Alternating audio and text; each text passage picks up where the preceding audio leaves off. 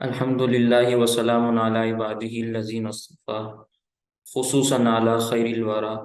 محمد المصطفیٰ وعلی آلہ واصحابہ الذین هم نجوم الہدی اما بعد۔ اللہ تعالیٰ نے انسانیت کی رشد اور ہدایت کے لیے نبوت اور رسالت کا سلسلہ شروع فرمایا، جس کی ابتدا حضرت سیدنا آدم علیہ السلام سے شروع ہوئی، اور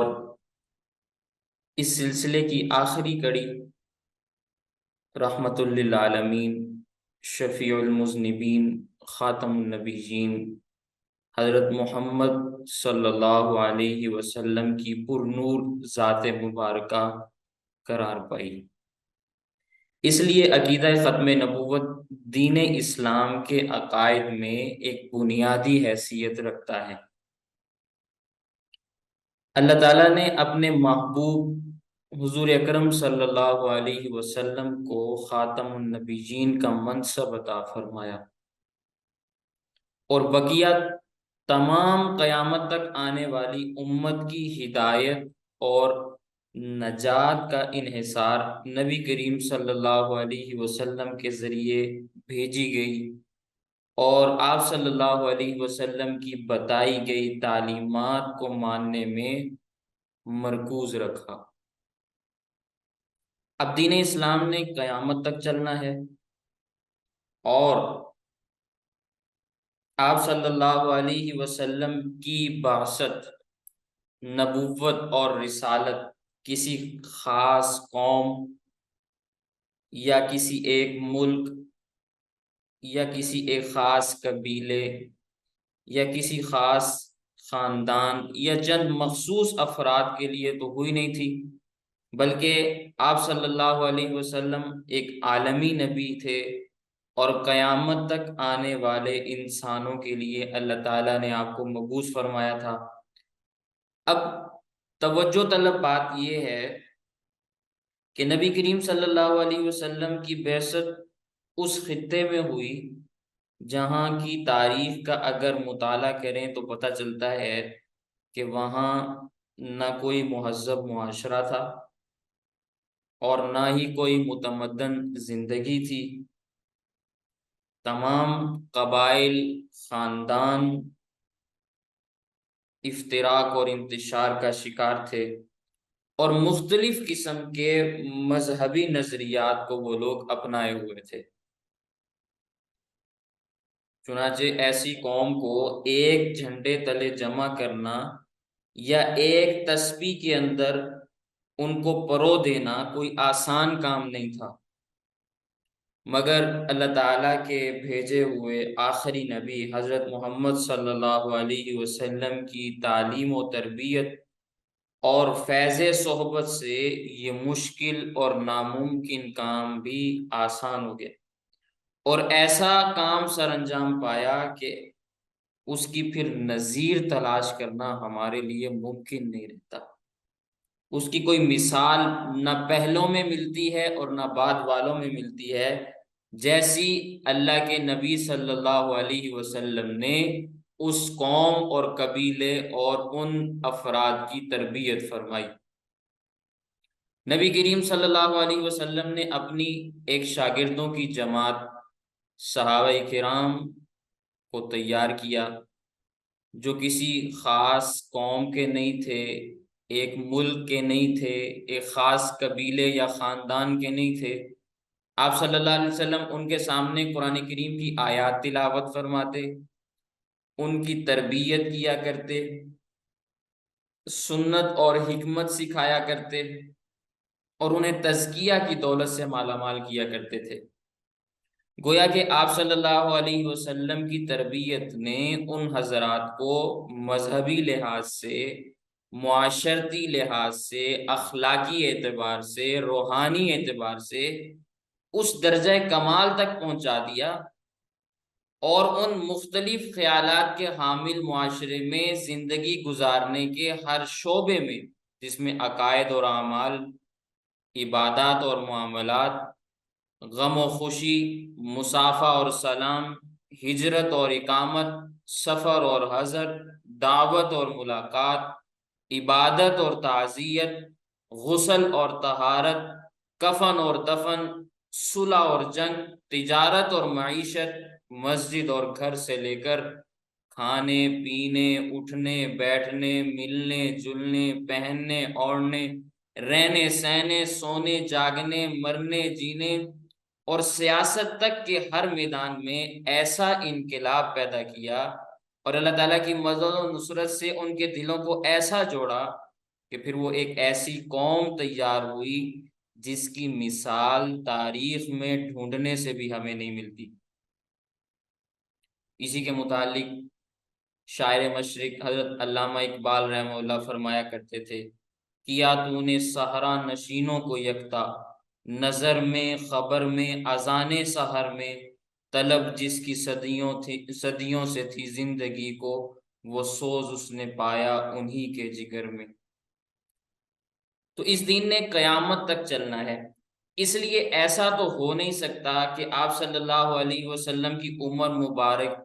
کئی سو سال کی ہو جاتی اور آپ صلی اللہ علیہ وسلم براہ راست قیامت تک آنے والے انسانوں کو خود دعوت دیتے، اور ایسا ہونا سنت الہیہ کے بھی خلاف ہے۔ تو آپ صلی اللہ علیہ وسلم نے جماعت صحابہ کو تیار کیا، اس لیے صحابہ کرام وہ پہلی دین کی کڑی قرار پاتے ہیں جن سے اس دین کا سلسلہ آگے چلتا ہے، اور ان کے ذریعے سے ہی یہ دین بقیہ امت تک پہنچتا ہے۔ لہذا دین کو اگلوں تک پہنچانے کا اس سے بہتر عقلی طریقہ یا مؤثر نظام اور کوئی ہو ہی نہیں سکتا تھا۔ اسی لیے اللہ تعالیٰ نے قرآن کریم کے اندر ارشاد فرمایا،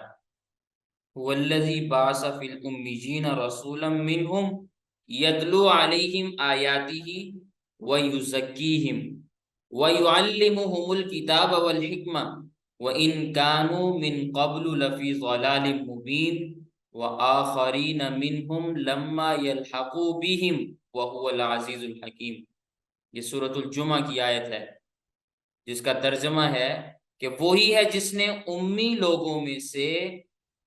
ایک رسول کو بھیجا، امی لوگوں میں انہی میں سے ایک رسول کو بھیجا جو ان کے سامنے اللہ تعالیٰ کی آیتوں کی تلاوت کرتے ہیں اور ان کو پاکیزہ بناتے ہیں، انہیں کتاب اور حکمت کی تعلیم دیتے ہیں، جبکہ اس سے پہلے وہ کھلی گمراہی میں مبتلا تھے۔ اور یہ رسول جن کی طرف بھیجے گئے ہیں ان میں کچھ اور بھی ہیں جو ابھی ان کے ساتھ آ کر نہیں ملے، اور وہ بڑے اقتدار والا اور بڑی حکمت والا ہے۔ ان آیات سے نبی کریم صلی اللہ علیہ وسلم کی بعثت کے دو مقاصد ثابت ہوئے، وہ اس طرح کہ اللہ تعالیٰ نے عرب کے امیوں میں سے ہی ایک رسول بھیجا جس نے ایک جماعت کو تیار کیا، اور یہ آپ صلی اللہ علیہ وسلم کی پہلی بعثت ہوئی جس کی سعادت بلا شبہ براہ راست حضرات صحابہ کرام کے حصے میں آئی۔ اور دوسری بعثت ان لوگوں کی جانب ہوئی جو ابھی آئے نہیں یا ابھی پیدا نہیں ہوئے، اور ان تک یہ دین بھی صحابہ کے ذریعے ہی پہنچا۔ تو پھر سوچنے کی بات یہ ہے کہ بقیہ امت کے لیے اس دوسری بعثت کا ذریعہ بھی حضرات صحابہ کرام قرار پائے، لہٰذا اس طرح یہ دین ایک تسلسل کے ساتھ نبی کریم صلی اللہ علیہ وسلم سے صحابہ تک، اور پھر صحابہ سے تابعین تک، اور پھر تابعین سے تبع تابعین کے ذریعے سے ایک منظم طریقے سے اگلی نسلوں تک پہنچتا رہا، اور یہ سلسلہ قیامت تک ایسے ہی چلتا رہے گا۔ آپ صلی اللہ علیہ وسلم کی سیرت کے مطالعہ سے ہمیں یہ پتہ چلتا ہے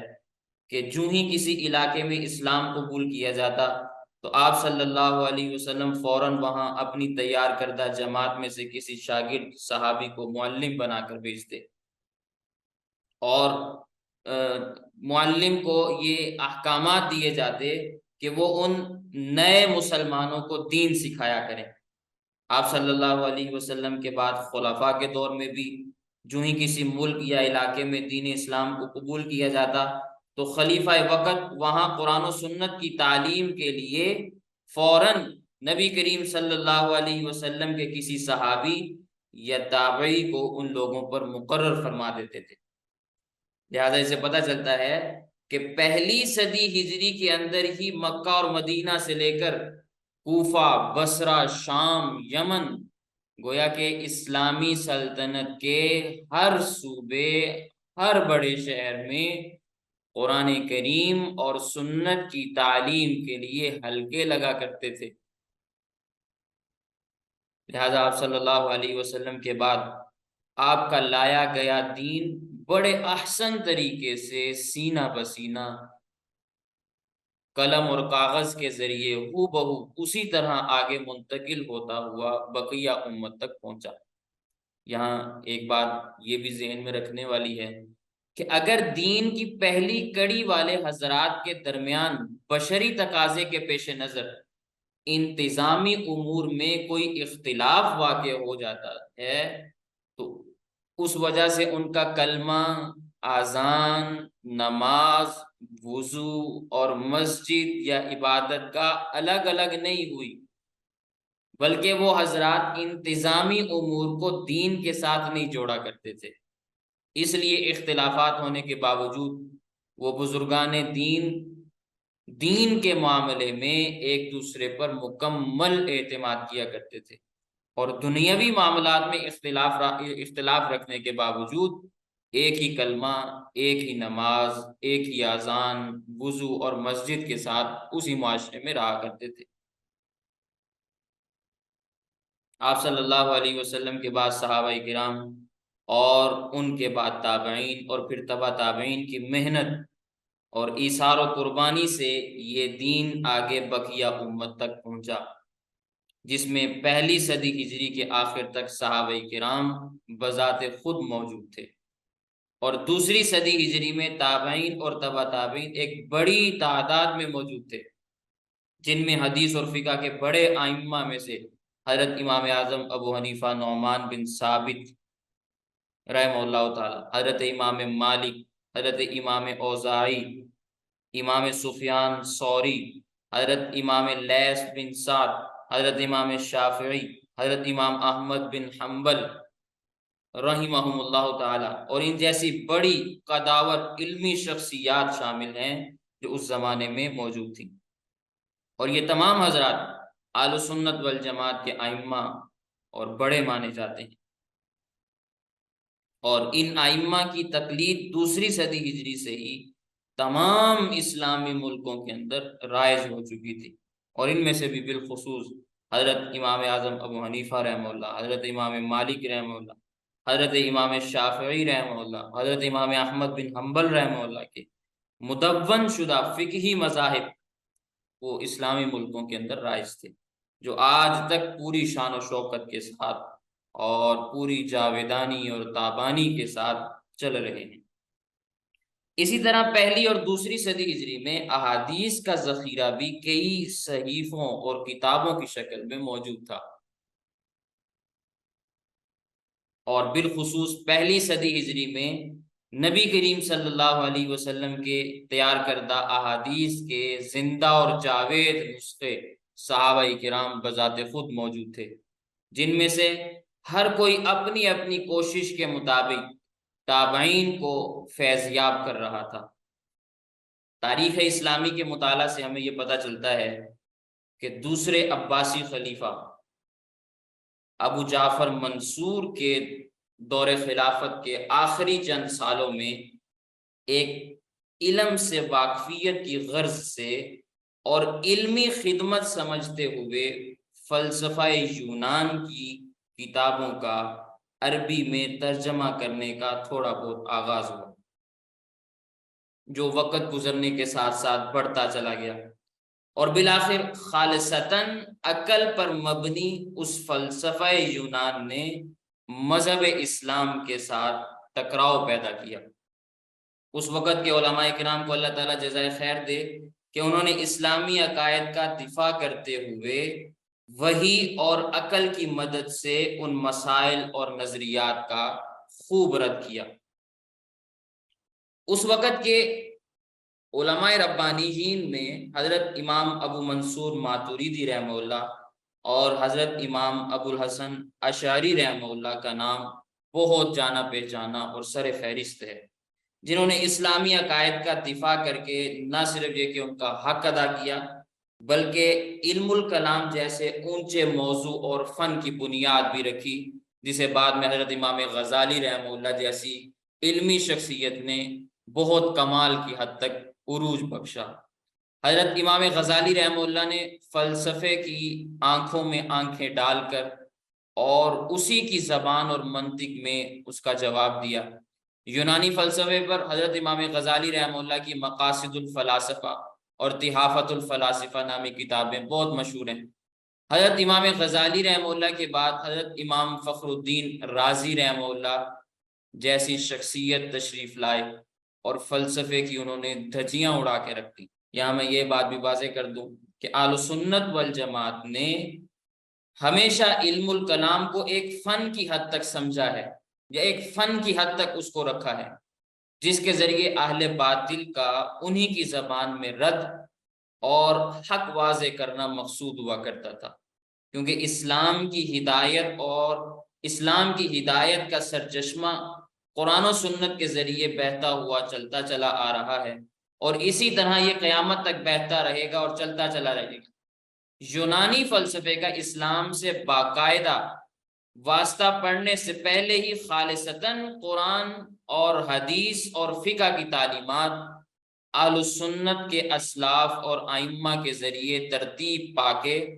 پورے عالم اسلام میں پھیل چکی تھی۔ اس کا میں نے تھوڑا سا تذکرہ آپ کے سامنے کر دیا۔ حضرت علی المرتضیٰ رضی اللہ تعالیٰ عنہ کے بعد اہل تشیع کا ایک سیاسی گروہ جو سیاسی شکل اختیار کیے ہوئے تھا اور اسی طرح وہ معاشرے کے اندر چلتا چلا آ رہا تھا، 4 صدی ہجری میں ملا یعقوب کلینی نے اپنے مذہب کو باقاعدہ طور پر ترتیب کے ساتھ اصول الکافی کے نام سے اپنی کتاب کو منظر عام پہ لائے۔ جس دور میں ملا یعقوب کلینی آنکھ کھولتے ہیں اور جس سیاسی مکتبہ فکر کی آغوش میں وہ پروان چڑھتے ہیں اور جس ماحول میں وہ پرورش پاتے ہیں، اس سے صاف معلوم ہوتا ہے کہ وہ خالصتاً عقل پر مبنی فلسفے سے متاثر تھے، اور اس کا بہت بڑا ثبوت ان کی اصول الکافی میں بیان کردہ نظریات اور پھر ان کا اپنی کتاب کو کتاب العقل سے شروع کرنا، اپنی کتاب اصول الکافی کو کتاب العقل سے شروع کرنا، یہ اس بات کا بہت بڑا ثبوت ہے۔ اس کتاب کے علاوہ بھی شیعہ مذہب کی دیگر معتبر ترین مذہبی کتابیں اسی منطق اور فلسفہ سے بھری پڑی ہیں، جبکہ ان کے برعکس اہل سنت والجماعت کی اگر صرف 2 معتبر اور شہرت یافتہ کتابوں کو اگر آپ اٹھائیں، صحیح بخاری کو، صحیح مسلم کو، ان کا اگر آپ آغاز دیکھیں تو ان میں سے ہر ایک کا آغاز باب الوحی سے ہے۔ صحیح بخاری کا آغاز باب الوحی سے ہے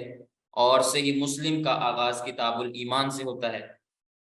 جو خالصتاً فلسفہ اور منطق سے پاک ہے اور خالصتاً قرآن کریم کے عین مطابق ترتیب دیا گیا ہے۔ مختصراً بات یہ ہے کہ فلسفہ اور منطق کے زیر سرپرستی شیعہ حضرات اہل سنت کے خلاف اس دور سے محاذ آرائی کیے ہوئے ہیں، اور ان کے علامہ حولی المنہاج الکرامہ فی معرفت الامامہ کے نام سے ایک کتاب بھی لکھتے ہیں، اور اہل سنت کی طرف سے اس کے جواب میں شیخ الاسلام حافظ ابن تیمیہ رحمہ اللہ جیسی بلند شخصیت وہ کتاب لکھتی ہیں جس کا نام ہے منہاج السنہ۔ وہ منہاج السنہ لکھ کر ان کے اوپر حجت کو تمام کرتے ہیں۔ اسی طرح اہل سنت کے عقائد نظریات صحابہ اور اہل بیت کی عزتوں اور عظمتوں کے گرد پہرا دینے کا یہ سلسلہ 1400 سال سے جاری ہے اور انشاءاللہ آئندہ بھی جاری رہے گا۔ البتہ متحدہ ہندوستان میں اس عظیم الشان خدمت کو سر انجام دینے کے لیے اللہ تعالیٰ نے کچھ شخصیات کا انتخاب فرمایا، جن میں حضرت مجدد الفسانی شیخ احمد سرہندی رحمہ اللہ قابل ذکر ہیں، جنہوں نے رد روافظ کے نام سے ایک کتاب لکھی۔ اس کے بعد حضرت شاہ عبدالعزیز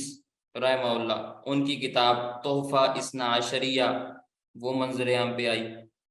اس کے بعد مولانا محمد احتشام الدین مراد آبادی رحمہ اللہ کی نصیحت الشیعہ وہ مارکیٹ میں آئی۔ پھر حضرت مولانا محمد قاسم نانوتوی رحمہ اللہ کی کتاب ہدیت الشیعہ وہ مارکیٹ میں آئی، اور اجوبہ اربعین کے نام سے مولانا خلیل احمد سہارنپوری رحمہ اللہ کی کتاب وہ منظر عام پہ آئی، اور اسی طرح مدرکۃ الکرامہ اور ہدایات الرشید کے نام سے حضرت مولانا عبدالشکور لکھنوی رحمہ اللہ کی کتاب منظر عام پہ آئی۔ تفسیر آیات خلافت اور امامت اور اسی طرح دیگر کتابیں مارکیٹ میں آئیں آفتاب ہدایت کے نام سے، اور اسی طرح حضرت مولانا محمد نافع رحمہ اللہ اور قاضی مظہر حسین رحمہ اللہ کے نام سے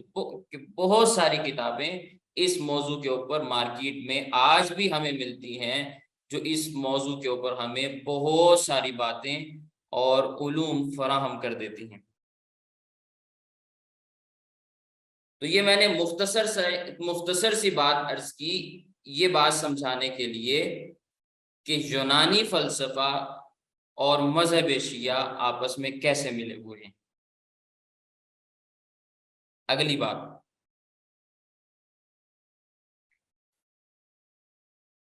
مسلمانوں کا سن ہجری محرم سے شروع ہوتا ہے، اور محرم کا سب سے زیادہ افسوسناک حادثہ حضرت سیدنا حسین رضی اللہ تعالیٰ عنہ کی عظیم شہادت کا واقعہ ہے۔ اب اس سانحہ کی یاد میں سنی اور شیعہ دونوں ہی غمناک ہیں۔ شیعہ اوقات مقرر کرتے ہیں اور ماتم کرتے ہیں، اور سنی غم میں ڈوبے ہوئے ہوتے ہیں اور اشکبار ہوتے ہیں، لیکن ان کے ہاں بڑے سے بڑے سانحے پر بھی سوگ 3 دن سے زیادہ نہیں ہوتا، اور پھر وہ 3 دن بھی انہی دنوں کے اندر چلے گئے جس سال حضرت سیدنا حسین رضی اللہ تعالیٰ عنہ کی شہادت واقع ہوئی تھی۔ اب سانحہ کربلا آئندہ کے محرم کا واقعہ شمار نہیں کیا جا سکتا، وہ اسی محرم کا واقعہ ہے جس محرم میں شہادت ہوئی تھی۔ اب اس سانحہ غم کا جو بھی مرتکب ہوا اور اس دردناک واقعے میں جو بھی خوش ہوا، اس پر اللہ تعالیٰ کی لعنت ہو، اللہ تعالیٰ کی لعنت ہو، اللہ تعالیٰ کے فرشتوں کی لعنت ہو،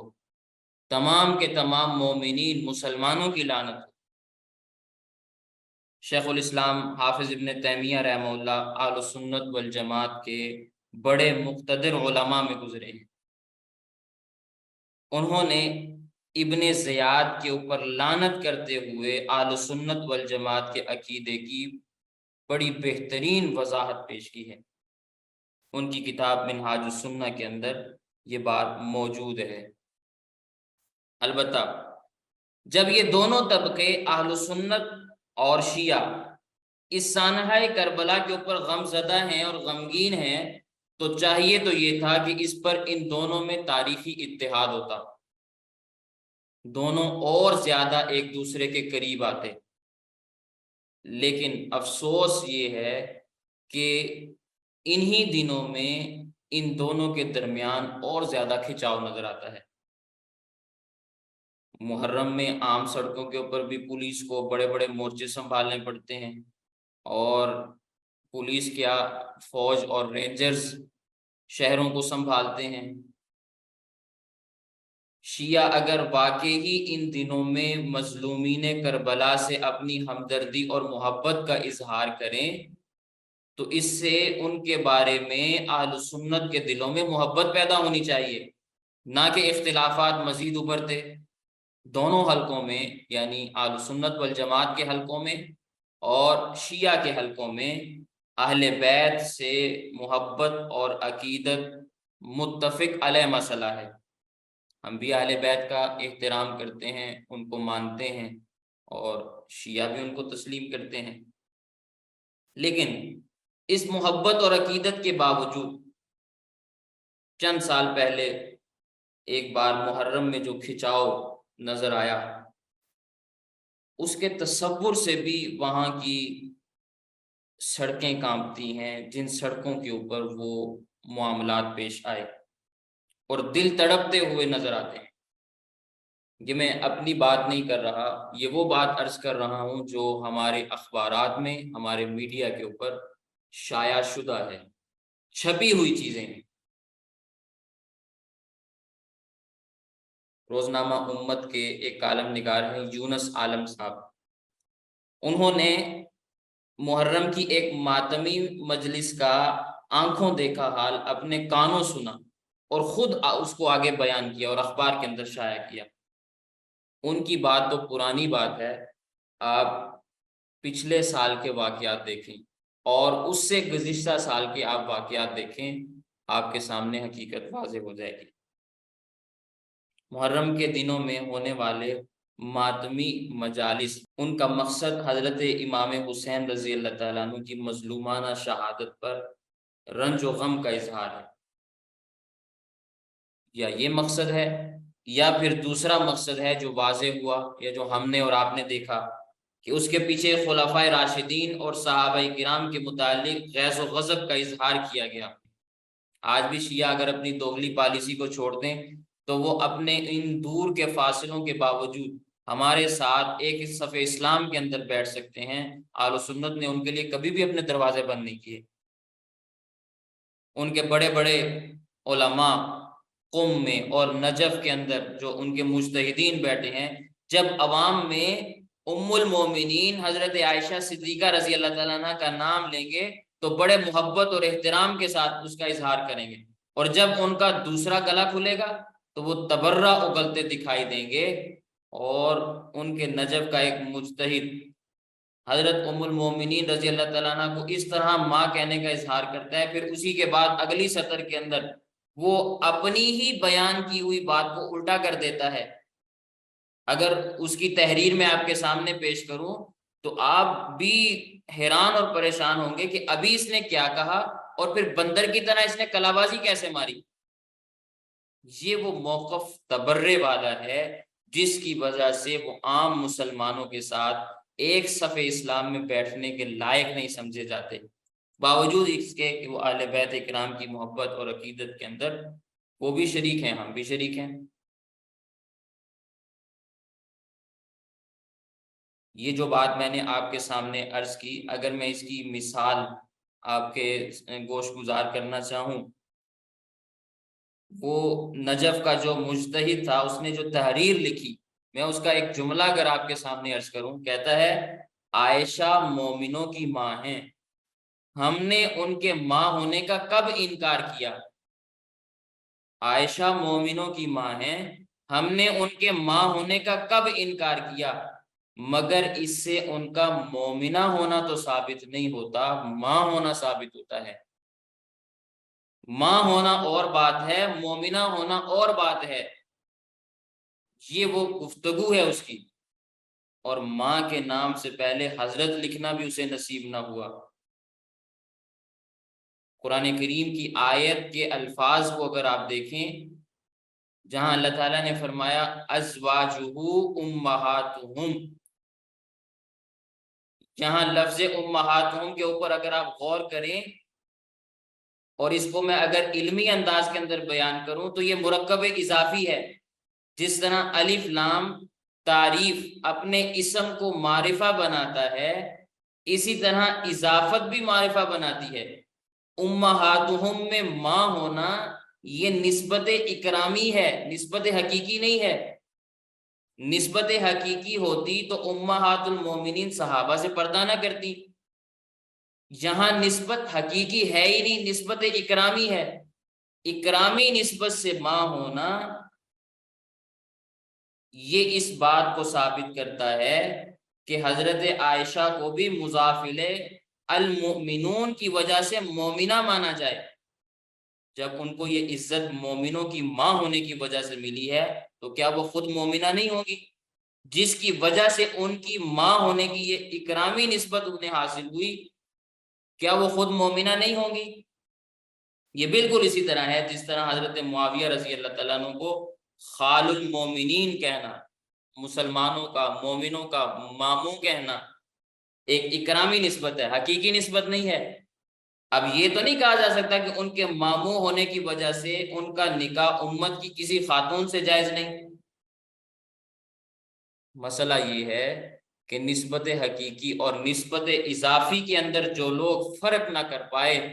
وہ حضرت ام المومنین سیدہ عائشہ صدیقہ رضی اللہ تعالیٰ عنہ کے ایمان پر بات کرتے ہیں۔ یہ میری بات آپ کو سمجھ میں آئی؟ تو اس میں کسی شک کو ہم درمیان میں نہیں آنے دیتے کہ سانحہ کربلا کے اوپر دونوں فریقین اہل سنت والجماعت اور شیعہ یکساں غمگین ہیں، اور دونوں عقیدہ اور نظریہ رکھتے ہیں کہ حضرت حسین رضی اللہ تعالیٰ عنہ کے عراق آنے والے قافلے پر بہت ظلم ہوا اور تمام شہدائے کربلا کی شہادت مظلومانہ ہوئی، لیکن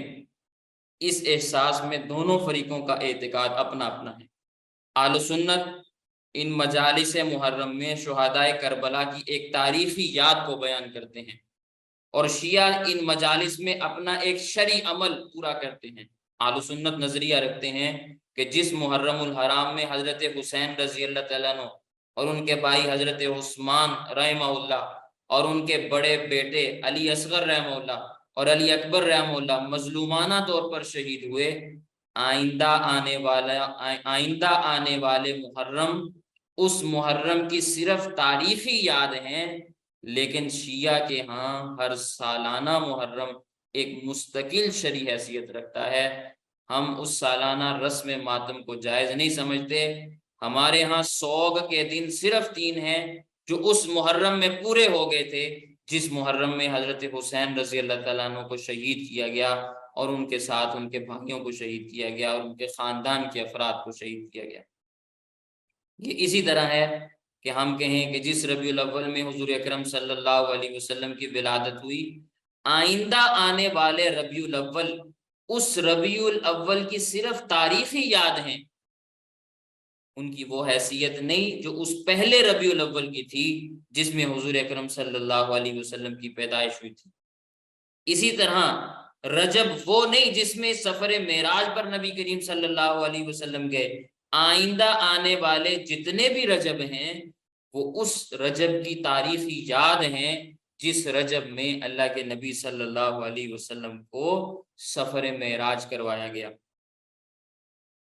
تو تاریخی یاد تو ہو سکتے ہیں لیکن ان کی مستقل کوئی شرعی حیثیت نہیں۔ اسی طرح اہل سنت والجماعت کے ہاں محرم کی یہ 10 راتیں اس محرم کی صرف تاریخی یاد ہیں، ان کی اپنی کوئی شرعی حیثیت نہیں۔ اہل سنت والجماعت کے لیے آئندہ آنے والے محرم قرآن کریم کی اس آیت کی روح سے صرف صبر کے دن ہیں، اور صابرین کا اپنا ایک عمل ہوتا ہے۔ سورۃ البقرہ میں اللہ تعالیٰ ارشاد فرماتے ہیں وَبَشِّرِ الصَّابِرِينَ الَّذِينَ إِذَا أَصَابَتْهُمْ مُصِيبَةٌ قَالُوا إِنَّا لِلَّهِ وَإِنَّا إِلَيْهِ رَاجِعُونَ، وہ لوگ کہ جب انہیں کوئی مصیبت پہنچتی ہے تو کہتے ہیں ہم تو اللہ کے ہیں اور ہم نے اسی کی طرف لوٹ کر جانا ہے۔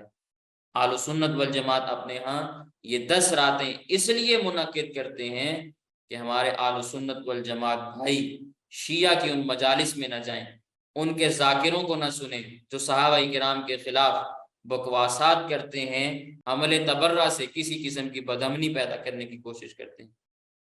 اگر اہل سنت کے علماء کو پتہ چلے کہ ادھر صحابہ کرام اور امہات المومنین کے بارے میں جو غلط فہمیاں پھیلائی جا رہی ہیں اور ہمارے لوگ انہیں سن رہے ہیں، تو ہر عالم یہ چاہے گا کہ کم از کم اپنے بھائیوں کے عقائد و نظریات کے گرد حفاظت کا پہرا دیں اور ان کے عقائد و نظریات کی تو حفاظت کریں، کسی طرح کا کوئی ارتداد کا راستہ ہموار نہ ہونے دیں۔ پچھلی صدی میں بھی اس اہم دینی ضرورت کو پورا کرنے کے لیے اہل سنت والجماعت کے ایک بڑے عالم امام اہل سنت حضرت مولانا عبدالشکور لکھنوی رحمہ اللہ سے جب سوال کیا گیا تو انہوں نے محرم میں اہل سنت کے دینی حلقوں میں محرم کی 10 راتیں منعقد کر کے ان میں صحابہ کرام اور اہل بیت کی فضیلت کو بیان کرنے کی اجازت بھی دی۔ شیعہ مفکرین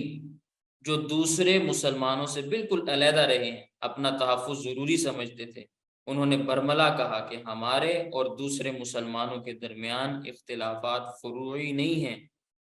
اصولی ہیں، اور ظاہر ہے اصولوں پر کبھی بھی کوئی قوم سودا نہیں کرتی۔ ان کے ممتاز قانون دان سید وزیر حسین،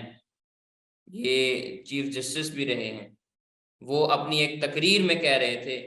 کہ اگر ہندوستان کے شیعوں کو ایک الگ نیشن یعنی ایک الگ قوم نہ کہا جائے تو کم از کم وہ ایک مستقل اور علیحدہ فرقہ ضرور ہیں جس کی امتیازی خصوصیات اسے دوسرے مسلمانوں سے علیحدہ کرتی ہیں۔ توحید الوہیت، کلام پاک، رسالت، خلافت، نماز، روزہ، نکاح، تدفین، غرض تمام بنیادی اور فروعی امور کی تعبیر میں زبردست اختلاف ہے جو ایک دوسرے کو بالکل علیحدہ علیحدہ کر دیتا ہے۔ ہماری تاریخ جدا ہے، ہماری روایات جدا ہیں، کیا آپ اس بات کا انکار کریں گے کہ ہمارے قانونی مسائل جن کے مرکز پر ہماری قانونی زندگی چلتی ہے وہ علیحدہ نہیں ہے؟ ہمارے قانون نکاح اور قانون طلاق اور قانون وراثت کو دیکھیے، سب علیحدہ ہیں، لہٰذا ہمارے اور ان کے درمیان اتحاد کس بنیاد پہ ہو سکتا ہے؟ یہ شیعہ کا ذہن ہے، لیکن اہل سنت کیا کہتے ہیں؟ یہ تو ہمارے بھائی ہیں۔ بر صغیر پاک و ہند میں کسی مقتدر شیعہ عالم نے آج تک اس بیان کی تردید نہیں کی، یہاں تک کہ پاکستان میں اس کی وضاحت میں شہر شہر اور کریا کریا ان کے علیحدہ قوم ہونے پر محنت ہوئی ہے۔ اس حوالے سے میں نے 3 مضامین کا انتخاب کیا ہے جن میں صحابہ کرام کی عظمت اور فضیلت نکھر کر انسان کے سامنے آتی ہے، ایک مسلمان کے سامنے آتی ہے۔ ان میں سے 3 بزرگ جو ہیں، ایک حضرت مولانا عبدالشکور صاحب لکھنوی رحمہ اللہ ہیں، اور ایک حضرت مولانا قاری طیب قاسمی رحمہ اللہ ہیں، اور ایک سید ابو الحسن علی میاں ندوی رحمہ اللہ ہیں۔ یہ 3 افراد ہیں جن کی تحریرات میں انشاءاللہ کل کے سبق میں آپ کے سامنے عرض کروں گا۔ آج کا جو ہمارا سبق ہے اس کا وقت مکمل ہو گیا۔ آج کے سبق میں میں نے جو باتیں آپ کے سامنے عرض کی، جو آپ نے سنی، ان کے متعلق اگر کسی کو وضاحت چاہیے یا کسی کے ذہن میں کچھ سوال پیدا ہوا ہے تو میں یہ چاہتا ہوں کہ وہ اپنے سوالات کا ازالہ کریں یا اپنے سوالات کا جواب حاصل کریں۔